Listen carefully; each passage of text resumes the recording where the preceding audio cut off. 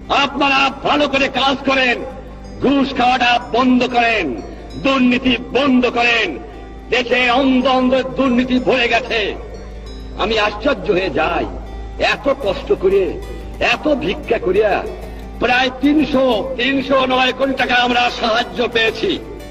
দুনিয়ার থেকে 309 কোটি টাকা সাহায্য, 167 কোটি টাকা আমি লোন করে আনছি, যা দিয়ে বাংলার মানুষকে বাঁচাতে চেষ্টা করেছি।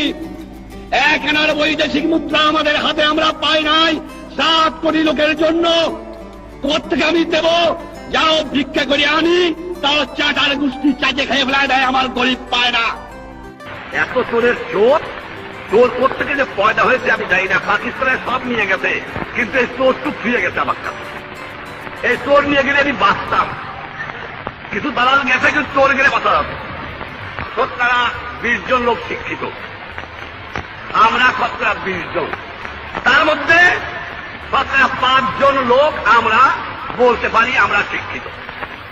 আজকে একটা কথা প্রশ্ন আমার, এই যে দুর্নীতির কথা বললাম, আমার কৃষক দুর্নীতিবাদ না, আমার শ্রমিক না, তা কে?